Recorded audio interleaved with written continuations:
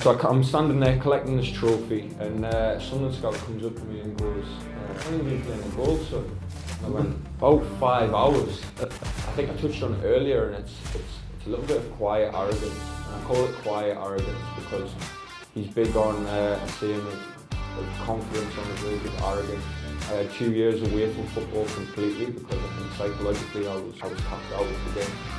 On the first day he sat me down and he just wrote environment, and everyone thought it was going to be some kind of magic word, but it wasn't. It was the environment, and it was how we were with players, our relationships with players.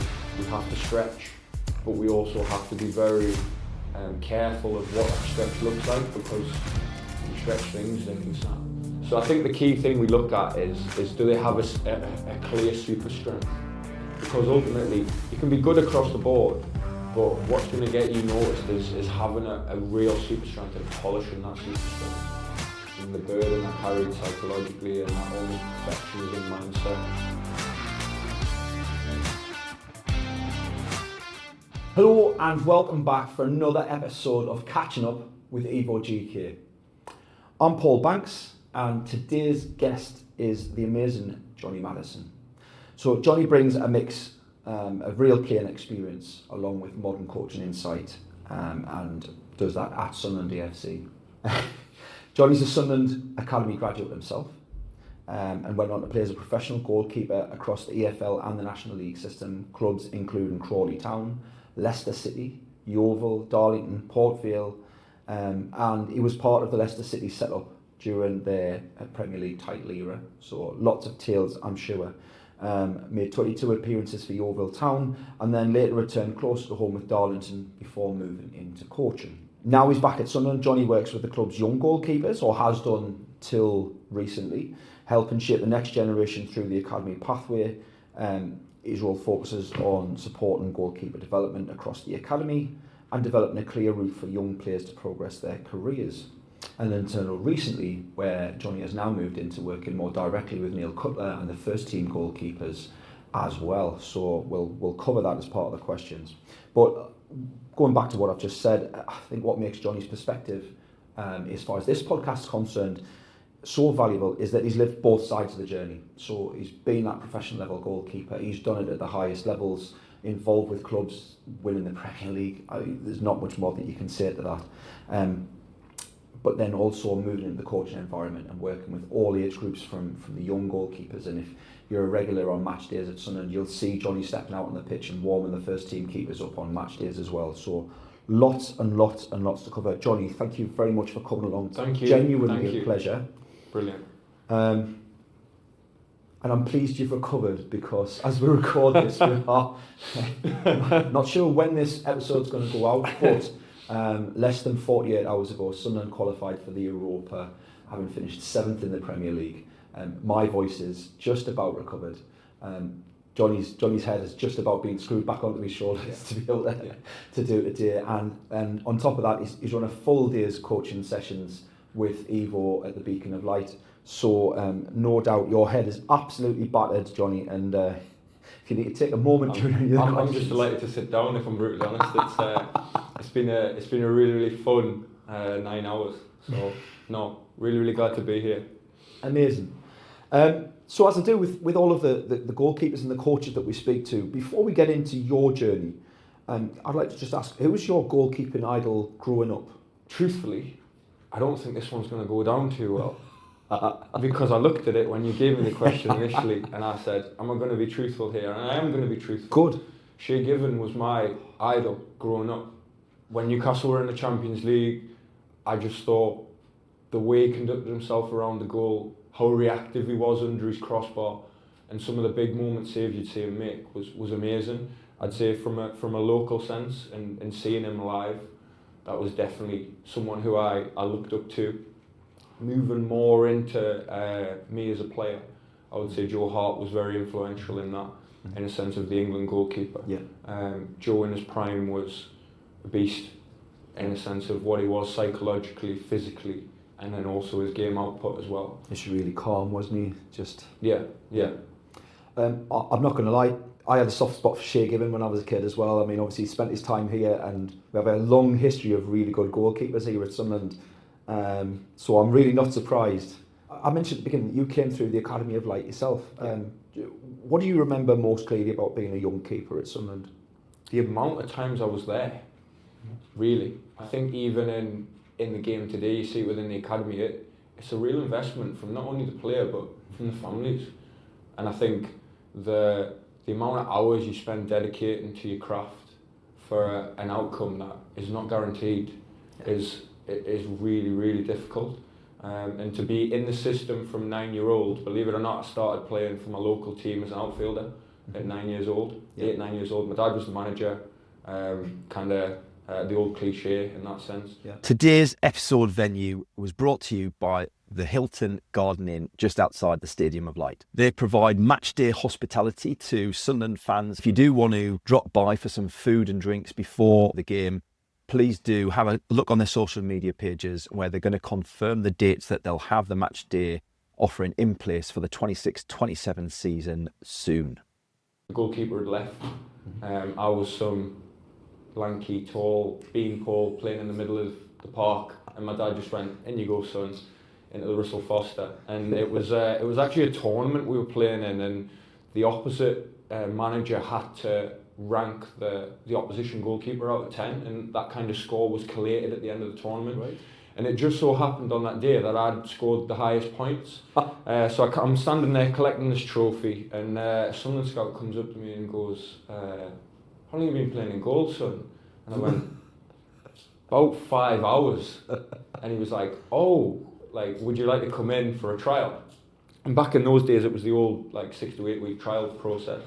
And I actually only played 2 games at under 9s, and straight away my mum and dad were in. They were taking me, they took me for a tour around the academy and basically just sat me down and were like, "Do you know why you're here, son?" And I was like, "No, not really." And he was like, "Oh, we'd like to sign you." And literally I hadn't looked back since then. Amazing. So really, really unique space I was in with regards to the 10 years at the football club within the academy that I had.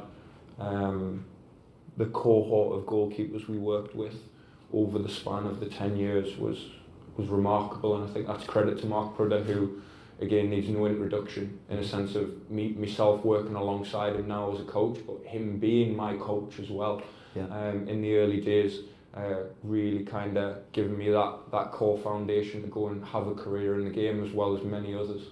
And so what age were you, because you were released eventually by Sunderland in 2013, so what age group were you? I was the end of my second year scholar. So it was a difficult moment, naturally. It was my first release. Sunderland had been my club for 10 years.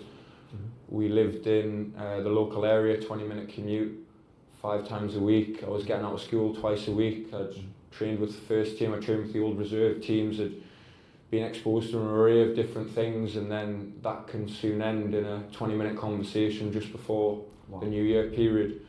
I think thankfully again, I'll echo that Pruds had a secondary plan for me. He thought I needed to go and experience the EFL, and thankfully I went into League One as a number 2 at just 18 years old, and our first game was live on Sky away to Swindon, which I'll never forget. I sat on the bench, but in the moment as a second year scholar, it was just kind of from academy football straight into the senior game, and it was just sink or swim. And I think it didn't allow me a lot of time to reflect on the downsides or the negative aspect of the release, and just allowed me to just kind of go straight into the professional game.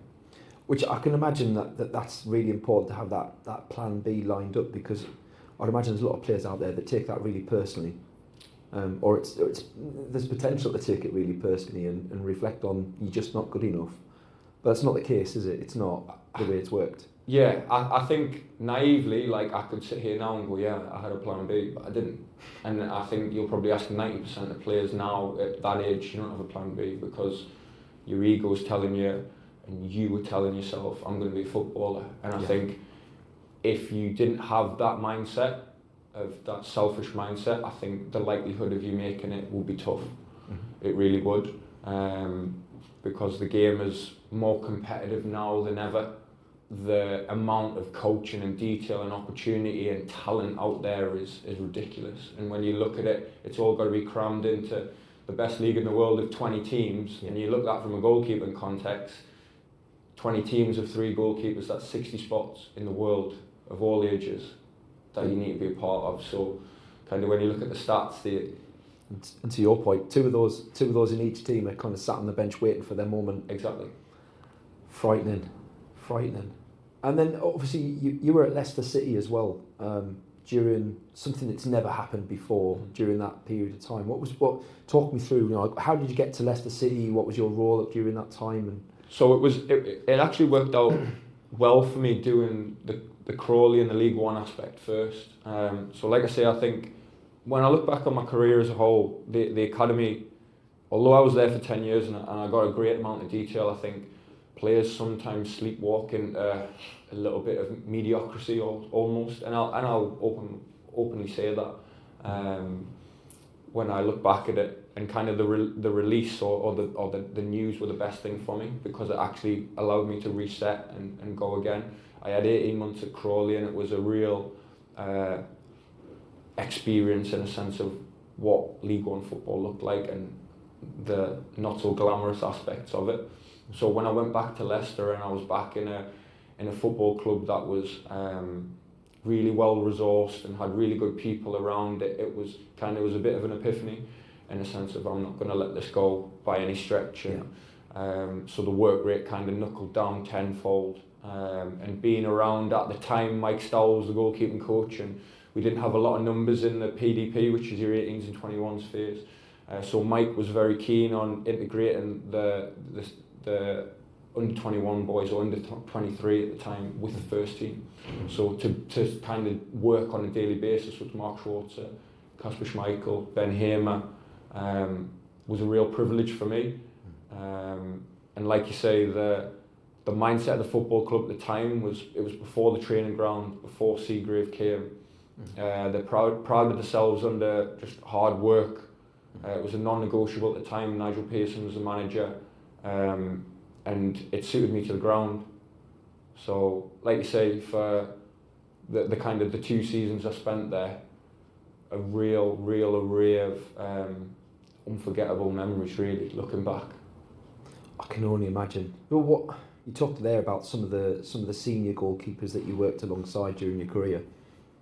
What's the biggest learning point that you took in that phase when you're still a goalkeeper yourself? What's the biggest learning point that you took from more senior goalkeepers that you're around? What did you try and emulate from them that kind of made you better, I guess?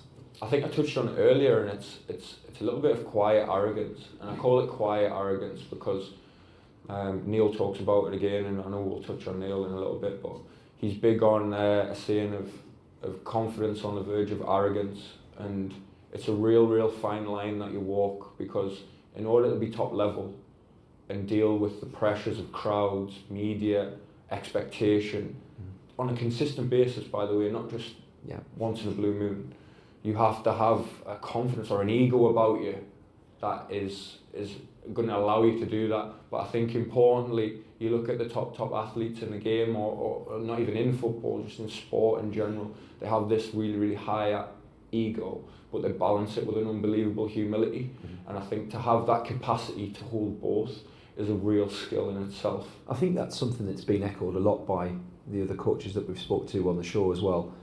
And I think it's almost ironic that for such a physical game, the key elements for so many players, and it's not just limited to goalkeepers, the key elements for so many players are actually mental. And yet, that's probably the part that nobody spends any time coaching people on at a young age, or that sometimes that you can even coach into people, because you've got to kind of come to that yourself as well, haven't you? Really, it's either in you or it's not. Yeah. And it's like aggression, right? Like you can't make an under 7, under 8 goalkeeper more aggressive at what they do. They've got to come to that themselves. Yeah. So you've found your way back to Sunderland, and was that intentional? Was that always part of what you wanted to do in the end? Did you see yourself coming back to Sunderland eventually, or? Truthfully, no, I didn't. And truthfully, I didn't see myself when I transitioned out from playing as a coach. I knew I had detail and good understanding of what I wanted. I was a little bit naive or inexperienced in the sense of how I wanted to communicate it across the players. So when the coronavirus, when the pandemic came in, that was my last contract under Port Vale, and I had a real crossroads in my life in the sense of what I wanted to do. I had 2 years away from football completely because I think psychologically I was tapped out with the game. 1 and 2 year deals here and there, moving to every corner of the country, missing out on key events. It was like an unbelievable sacrifice. It's the same old story that'll be echoed by many, but people only see the good sides of football. And I think, again, reiterating that the season as a whole, or seasons as a whole, are really, really tolling on you physically and mentally.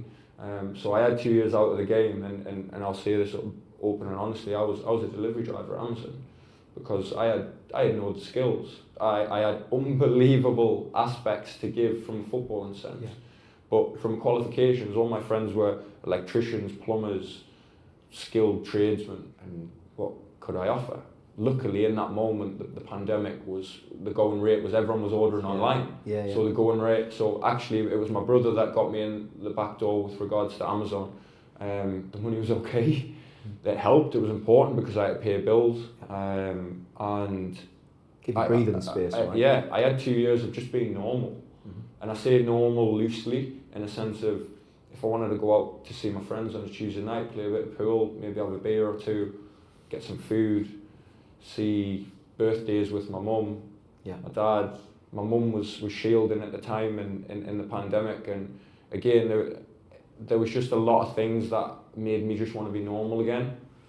And I first came back into coaching through Middlesbrough.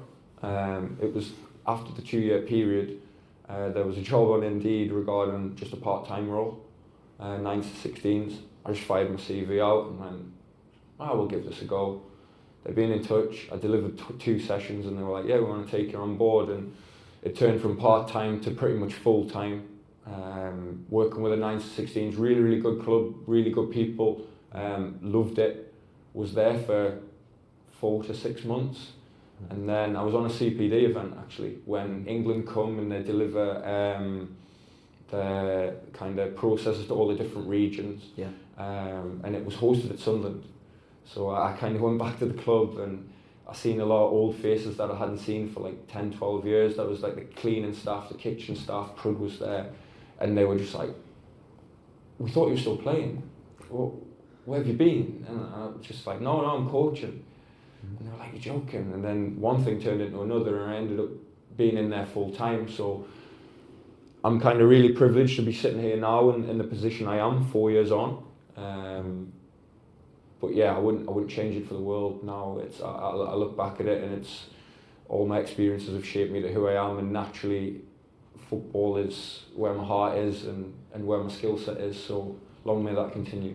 That's amazing, and I can only imagine that means a lot to you personally, being a Sunderland boy and growing up through the academy to return home to give things another, to give the next generation their chance and spend some time with them. It's a fantastic story. Obviously, you've worked quite closely with the academy keepers, but you're now taking the next step in your own career, I guess, and getting to work along Neil, who, from the conversations I have with people, is like Neil's one of the best goalkeepers coaches in the world, bar none. So, what's the plan? Is there a plan? Is it kind of redundancy planning? I don't know how much you can share or how much you can't. With regard to Neil, or with you working with Neil, whether you'll step up and. Well, I think firstly, when the promotion happened a year ago, there was a lot of question with regards to what the coaching remit would look like. Alessandro, who, by the way, is an excellent young modern goalkeeping coach who coached in so much detail and helped me so much in the years prior. He almost had me indirectly working with him a lot whenever he could. He appreciated that my commitment still lay with the academy.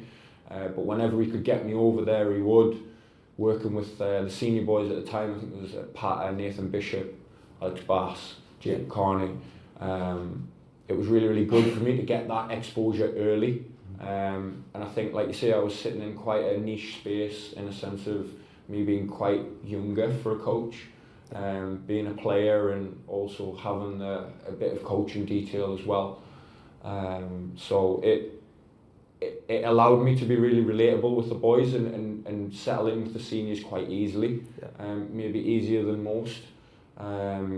So, like you say, when Neil had the chance to come in last year, for me it was a reason that made me want to stay.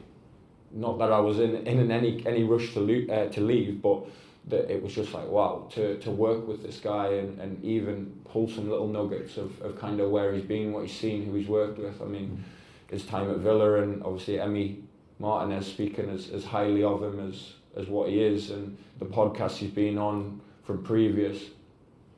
I think the key thing I took from it was on the first day he sat me down and he just wrote environment, and everyone thought it was going to be, or I thought anyway, it was going to be some kind of magic word or way of coaching that made him, but it wasn't. It was the environment, and it was how we were with the players, our relationships with the players, and he said, I want that right from the get-go.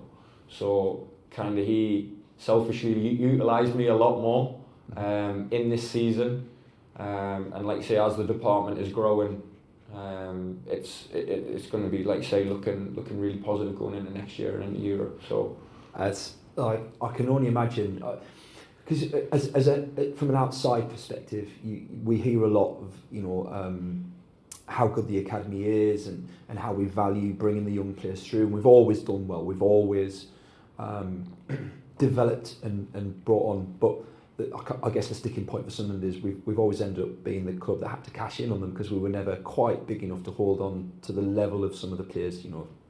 Jordan Pickford being a great example. We would have loved to have held on to him. But I guess as we've now moved into being a Premier League club again and moving forward into Europe, but it makes sense that the coaching staff also get those opportunities, not just to be working with the academy, but to be working with the first team and bring the two together, because that gap now between academy and first team must be monumental. Yeah. Bigger than it's ever been before, right? And I think that was the biggest thing of kind of what we went after this year with especially the PDP goalkeepers, because we were looking at that gap of what it was, I would say somewhat linear, but not really. But when we were in the Championship, it was more linear when we were in League One, because the opportunity of the players there were a lot higher because of the resource had or didn't have. And like I say, when we went into the Premier, that gap had just gone from 21s to first teams. Yeah. And I was sitting there almost like in the space in between the two, going, what can we do? What can we affect? What can we change?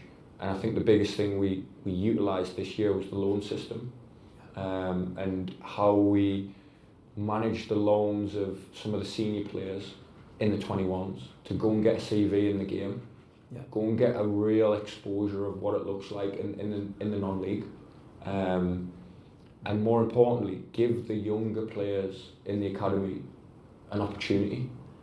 And like you say, we've got players like Joe Cowan who played in the PL Cup final at 16 years old in the under-21s, which is remarkable. Phenomenal. And it's the same as Matty, when Matty had that opportunity as well. But we're big advocates now on we have to stretch, but we also have to be very careful of what that stretch looks like, because when you stretch things, they can snap, they can break.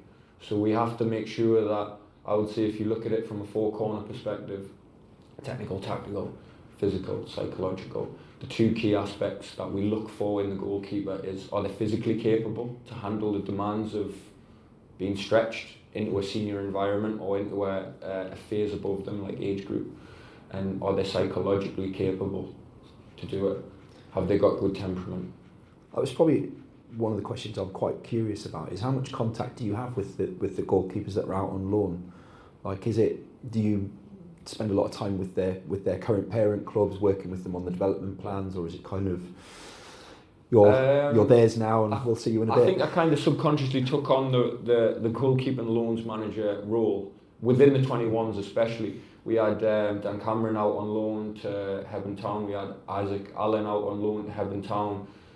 Because of Dan's performances for Hebburn, it turned into a Step 1 National League loan to Boston, which was great because it was showing to me that his CV was becoming stronger, he was getting noticed, and that secondary loan would never have come about if the Hebburn aspect hadn't come.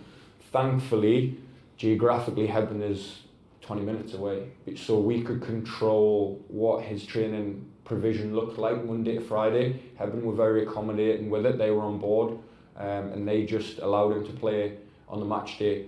We'd still give him his post-match analysis. Their analysts would send us through the clips that we could go through in the fine detail and kind of give them the same service as what it would be like playing in the 21s. Yeah.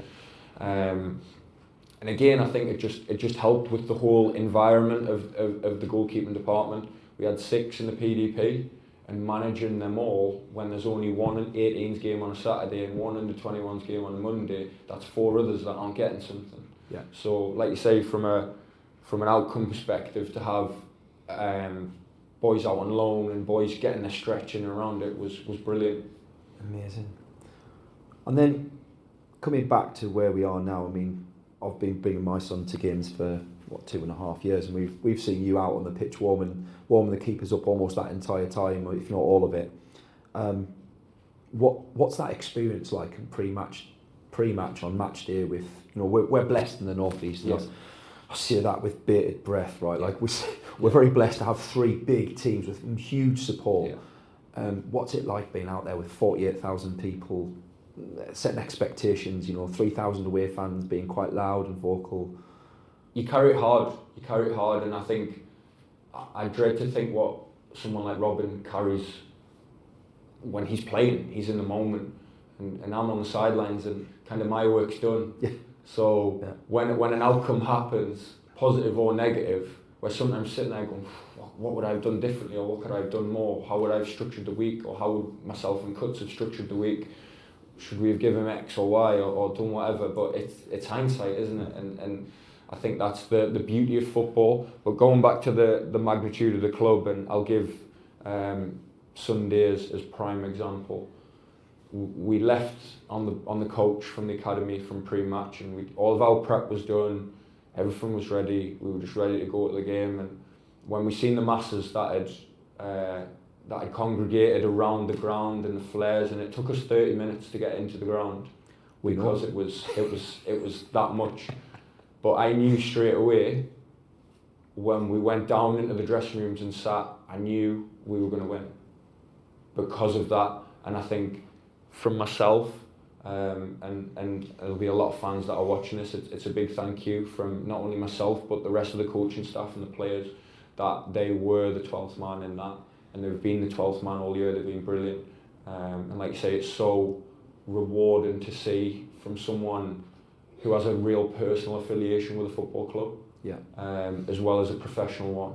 If I might speak on behalf of the rest of the Sunderland fans, it's genuinely our pleasure to be the 12th man on that pitch, because I think we do appreciate, a lot of the time, a lot of the fans appreciate the hard work that goes into that preparation. You can see it in the moments before the match, how tuned in everybody is and how focused everyone is. But when you're in those final moments before, is there anything that you guys are particularly looking for as coaching team? Is it just a warm-up, or is there anything else in there that you guys take away from that? I think firstly the warm-ups are very precious to the goalkeeper, so they're very different. Obviously Robin has played the lion's share of the games. We've had a period where Melker has stepped in, and again I think he got a little bit of a baptism of fire in a sense of playing in the derby, let alone making his Premier League debut. I think the key thing is, don't go in too hard with them, don't give them too much. Your detail's done in the week, Monday, Friday. They're intelligent guys. They know what they need and what they don't need. For me, the warm-up is more of a psychological rehearsal for them to emulate what they need. Some goalies I've known and I've worked with like to be overcooked. They like a lot of reps and a lot of up-down, so they feel ready. Others like less. With Robin, he's a little bit in between. I think one thing is his temperament is he knows exactly, he's not phased. He's really not phased, and for a boy who's just gone 23, to be able to handle that in an environment of 48,000 Mackhams is remarkable. He doesn't. It's funny because I often think just looking at him, he doesn't look 23. He doesn't look 22 as we first met him. He looks years and years older. Not because he's got an old face. He just carries. It's the way he carries himself. I think you're right. Like it's that charisma that he just seems like he's born for that next level. And we're very, very privileged to have him around, to be able to see him firsthand before I've no doubt he will move on to do whatever he needs to do. I'd like to think we managed to keep him. But Fingers crossed. But we've got our work cut out for us if that's what we're going to do. And that kind of comes into, we talked about Sunday, qualifying for the Europa League. And I guess, whilst that's still fresh in, it's less than 48 hours since that moment. Are you guys now thinking hard about next season? How does that impact on your coaching? Because obviously you're playing 2 games a week over some parts of the year now. Do you train harder? Do you train less hard? I think that's probably if I don't delve too much into the physical aspect of it, because the guys in the performance department, from especially first team level, have controlled that and candidly done a really, really good job on that. But I think just to kind of give you a small snippet of what it is, I think since the promotion, the training week has been based more around your tactical aspects of what the opposition are, and from a recovery perspective, like the recovery aspect of the game is so important, because ultimately we can have you fresh for a training week, but your match day is where it all matters. Yeah, you can't see a manager going, oh well, we trained really well Monday to Friday but we lost. People don't care. It's irrelevant. It's irrelevant. So I think the managing of the week has been a real change in a sense of what the Championship offered in comparison to the Premier, and also for me personally, working within the academy from a developmental sense or developmental hat, going into a performance environment where your match day is your bread and butter, is your key focus, but it makes the week feel a lot more purposeful. Yeah. And then when the outcome comes, and hopefully a positive one, it also makes it a lot more rewarding as well. You mentioned working with Neil earlier on and his conversation about environment and being as one team. How does that get implemented in the everyday? What does that actually look like? Especially now, considering we're talking about elite level football now. We're a Europe Premier League. What does that look like on a daily? So you said something really interesting, and I think again, the guys watching and yourself will be under no illusions that the way the game is going, it's very tactical, it's very in-depth. There's so much information that's thrown around, whether it's from set plays, whether it's physical data and outputs in your GPS, whether it's formations, whether it's whatever, the analysis side of things, and there's so much thrown on the player psychologically that it can just be information overload. And I think sometimes the aspect of the human needs to come into play, because ultimately the players aren't robots. And for us to have that connection and the goalkeeping coach and the role of us dealing with such small numbers and having that relationship, so we have days where we go heavy on social, and again I think it's quite even in the modern day, like a lot of European influx, and they look and they see the social aspect, and it can sometimes be going, oh, what are they doing there? They're playing head tennis, or they're playing two-touch. Yeah. Cutler's got a really good game where we play two-touch, but we play it in a small grid. And basically there's balls everywhere, and if you hit balls you lose lives and X, Y, Z, and there's again, if you don't mind me sharing this, there's money on it. Yeah. And again, I'll say this quite lightly. Some of the money that Robin and some of the senior boys are in comparison to us is considerably different. So when we're playing for 50 quid, I definitely don't want to lose. So it can get quite intense, but I think it's really, really good that we have that, because it keeps it competitive.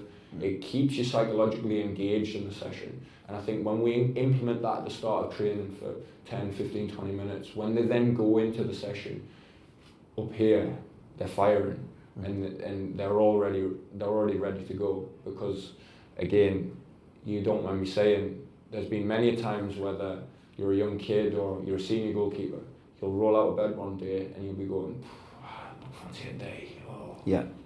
So like having that aspect at the start is so important, and Neil's design and his processes in the sense of what the session looks like. He's big on the reactiveness of not only the feet and how we move and the mechanics, but also the mind, stimulating the mind, the hand-eye coordination. So we do a lot of table tennis leading into training, and it's a tiny ball and it's intense and it's quick, but when you come out and you take it on the grass, the guys are there upstairs. Yeah. So it's really creative and meticulous in what he does. But like I say, the cohort we're working with have been really receptive to that. It's interesting because that's almost mirrors the way you teach academy players, right? Like make it fun, make a game of it, get them involved together. So it's interesting to hear that even at that elite level, there's a certain part of the keepers that still need that fun, the dopamine, the adrenaline, the competition, I guess. Going back to kind of match day, I guess. But like when the young keepers are watching from the terraces, they're watching their idols warming up down on the pitch. What's some of the things that they can take away from themselves, you know, preparation for their own match day or just in general? I'd say the biggest thing, and I'd say this from a scouting perspective when I've gone to watch goalkeepers in the past, I think you get a lot from them when they're not in the working set. So in a sense of if they're doing a cross in practice, don't watch the final action of how they're claiming the cross. Watch when they're going to get the ball. Watch when they're standing by the goal. Yeah. How are they standing? What's their body language portraying to the rest of the, not only to their peers, but to the rest of the stadium? Do they look calm? Do they look assured? Do they look in control? Or is it the opposite of that? And I think you get a lot from that. Mm-hmm. So for me, that would probably be the one thing you look at. I guess it's one of those things that like must be really hard to see that at a young age because they're all full of beans and when they're not in the moment it can be really boring for them at that age, and then all of a sudden I can imagine they get to a certain age and it just clicks for them, which is when a lot of them get picked up. But it's interesting that, you know, and again it's not something that they can really be coached on, but something they can be conscious of themselves so that when they get to that age they can do that. I think it's, sorry to interrupt on that, I think it's important that you go through a process of being conscious, and again touching on kind of Neil and what we deliver to the group, it's whether it's the save choice and the outcome or whether it's a psychological coping skill, you have to be self-aware and conscious of what you're doing in the moment, but then take it to a subconscious outcome, because naturally in game you'll revert back to your subconscious. Because the game is so quick and reactive. So important to kind of dip in and out of those two states. But I think, like you say, when you become more senior in yourself and more self-aware of what you are as not only a goalkeeper, but as a person, really important to kind of dip between the two states. And it's such an influential position as well. Like, I mean, you don't quite see as many keepers who are captains of their team anymore as you used to back in the 90s and the early 2000s, but it's still such a massively influential position. You know, I see a lot of young keepers, 3 or 4 goals past them, the chins go down, and I can only imagine the impact that has on the rest of the team. So to a certain extent, regardless of how you feel inside, it's about maintaining that calm exterior that helps give your team the confidence. Yeah. Do you think that the young keepers today understand enough about what an outfield coach would want from them? How does a young goalkeeper cross that barrier between I'm just a shot stopper for quite a lot of the young period of time to be part of that outfield team and be effective and be noticed? Well, I think firstly just on that aspect is if you were to break down goalkeeping from say defending the goal, defending the area, space and in possession, if I was to say who's the best at defending the goal, you would say X. If you were to say defending the space and area, you'd say Y. If you were to say in possession, you'd say another. So I think the key message in that is there is no one-size-fits-all approach. Just like an outfielder, the goalkeeper will possess a super strength and they'll have areas of the game that they're not so comfortable with. And I think from a grassroots level, it's really important that the managers understand what their goalkeeper is, what their strengths are, and can you more importantly utilise that on a match day. Because like you say, we don't have the luxury of when you're working at a senior level and the club has a philosophy or a style of play, and they go and recruit a goalkeeper based on what that philosophy is. I think when you're at grassroots level, the education of the role is so important. And like you say, my kind of advice to any goalkeeper at that level is to just go and explore as many different avenues as possible. So like, go and get the ball from your centre half in the wackiest position. Go and be brave and come and affect that cutback cross or that aerial duel, or go out and block spread, because you'll find so much more out about yourself. Experiment while you're in the development age, right? Like, you're there to have fun. Yeah. And I think that's something that I personally try and influence with my son is, you know, if you're out there having fun, then you'll naturally experiment with things, but try not to feel that there's a lot of pressure in it, isn't there? It's hard. What would you say is, in your opinion, the biggest misconception young keepers have about playing out from the back? It always has to be short. The actions in game with the ball at feet is undeniable, in a sense of the responsibility of it and the amount of contacts with the ball at the feet you're going to have.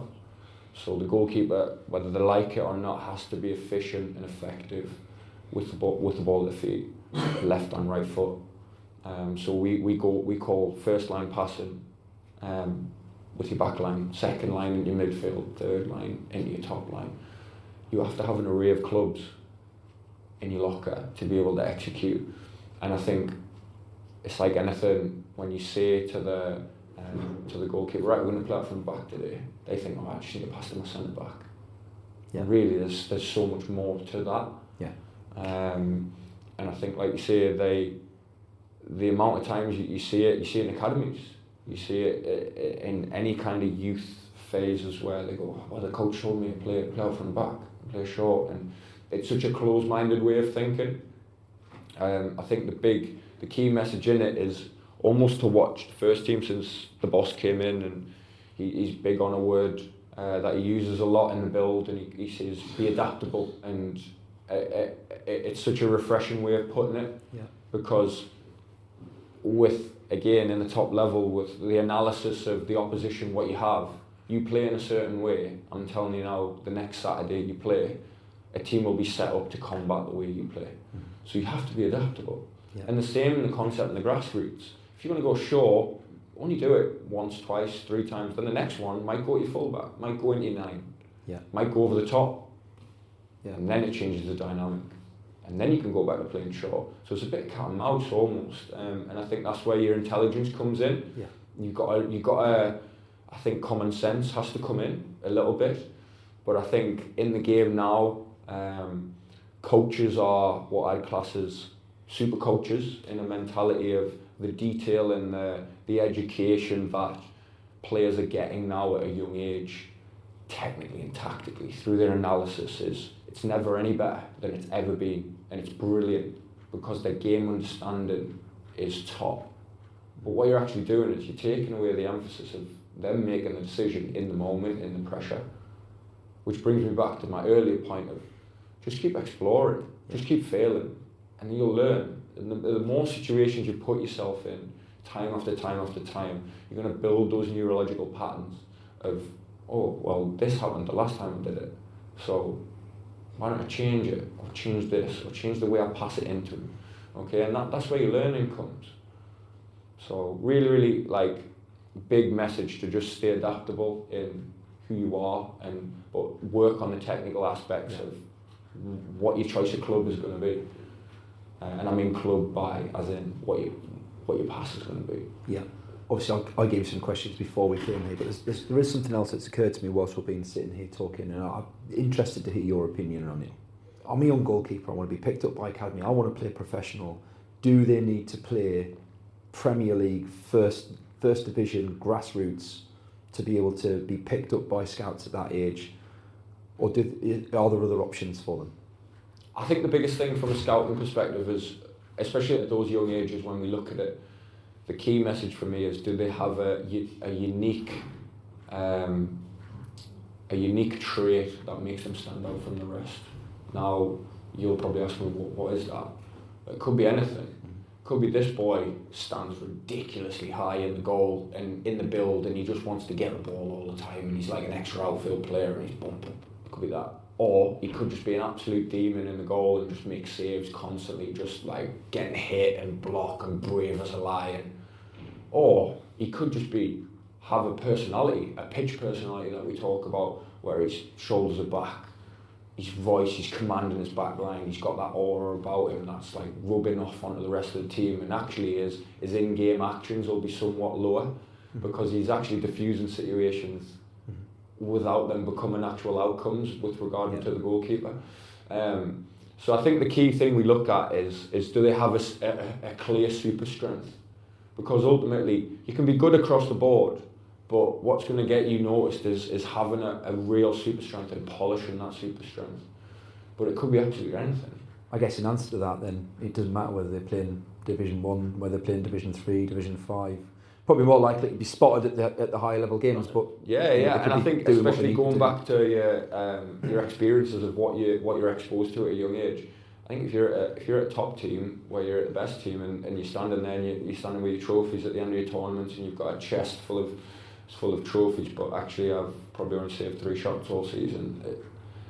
It's different. Yeah. Like, put yourself in the firing line. Like, and I think it's hard now more than ever because of, I think, social media and pressure to perform, and people look at the outcome, and the outcome is the trophy, or the outcome is the kit, or the picture, or whatever that is. And I think, like you say, the process behind it of just having good habits and doing things right, and really walking off the pitch going, you know what, I got better today, is the key message. Development is so key at that age. Keep failing and failing and failing until you learn, because when the moment comes when you're warming up in front of 52,000, you can't fail. Yeah. And I'll put that bluntly, because there's detrimental factors to it. Yeah. But because you've failed so many times leading to that point, you have a coping mechanism of how to execute. Yeah. So really, really powerful and an important takeaway, I would say, with regard to that. Amazing. Well, I've got 2 questions that remain. One kind of following on from what we've got, and then one bringing it back to you. But we spend a lot of time asking questions about the keepers and academies and careers and things. But for the parents that are out there and they've got a young goalkeeper, what do you often find that parents don't understand about the goalkeeper journey that you wish they did, that you wish that you could pass on to them or ingrain in them in some way? It's bumpy. It's not linear. Yeah. I think that's life in general. I'm doing a lot of research now on the psychological aspect of the game, because I felt it was what I lacked as a player, and maybe was the reason why I didn't reach the heights of maybe that was once expected of me. I could perform, but not consistently. And the burden I carried psychologically and that almost perfectionism mindset. And I think a lot of goalkeepers and parents of goalkeeping coaches out there have a perfectionist mindset that everything has to be perfect. And I think that was the key message even on the camps today. You could have 100 actions of whatever in the domains of the session, and you're telling me you're going to get 100 clean. It's not possible. Yeah. The key information, and again in context, is to make sure, are you learning, are you conscious of what you're good at and what you're not good at, and then more importantly, when you cross the white line, can you then execute that in the moment, because you might only have one chance at it. Yeah. So you could get it right 99 times out of 100, but if you step across the white line and you can't in that moment, then that becomes a problem, doesn't it? So I think understanding that it's scruffy and it might not look clean, and there'll be a lot of maybe throwaway comments with regards to the outfielders, or whether that's a coach or other parents that don't understand the position. It can be lonely. The biggest thing I would say is allow your child, son or daughter, to just speak. Allow them to speak before you speak. Ask them what they think, and more importantly what they were feeling, and then that allows reflection, and then that's when your learning can come in and you can kind of guide them. So that would be probably my key message with regard to that. We talked about Shay giving back at the beginning. A little bit different really, because Shay comparatively to some of the keepers that we've had mentioned in the interviews before, is relatively modern in his keeping. But how do you think Shay would have coped in today's game? Shay, I hope you're not watching this first and foremost.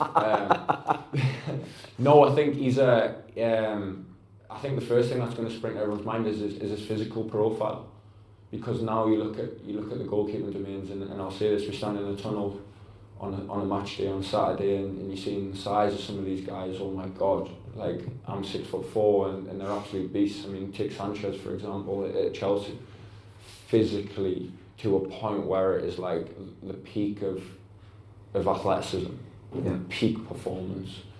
But I think interestingly there's so much more to the game than just that.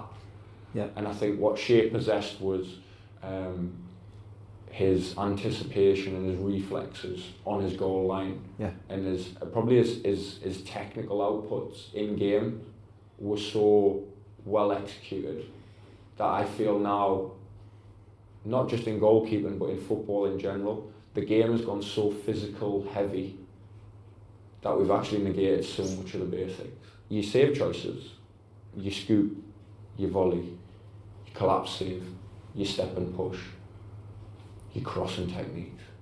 All these aspects now, even at senior level, I feel, aren't mastered because coaches value either physical profiles or they value maybe the tactical aspects before you've even mastered your bread and butter, which is like your level 1 and level 2. So you take it in kind of your strides, in the sense of when you're in the moment, you're in the pressure, you'll always revert back to your technique.